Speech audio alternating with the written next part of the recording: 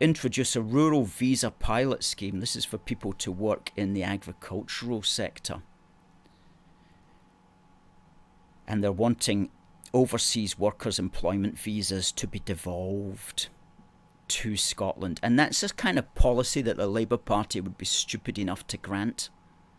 The devolution of overseas workers' employment visas. To that we would say that we should be working out farm programs, temporary farm programs for unemployed people in Scotland who want to do that kind of work.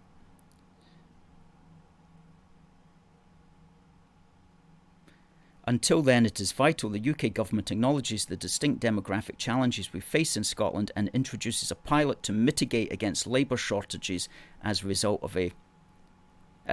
of hostile immigration policies. Hostile immigration policies? There was literally 1.2 million people came into the UK as long-term immigrants in 2023, and the SNP calls this a hostile immigration policy. That tells you where they actually are. If they think importing 1.2 million people is like racist and hostile, then that just shows how extreme the SNP is.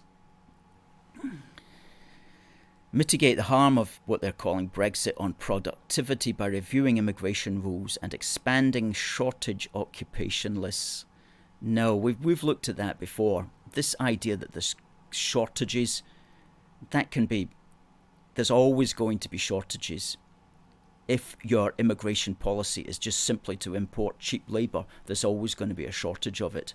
Because cheap labour needs more cheap labour to service it, which needs more cheap labour to service it, and so on and so forth. Well, you know what, folks, I think we've had enough of this SNP manifesto, other than to say on the two issues that matter, which is to say net zero and controlling immigration, the SNP are so far on the wrong side that even if you're a dyed-in-the-wool Scottish nationalist, you cannot be voting for that party,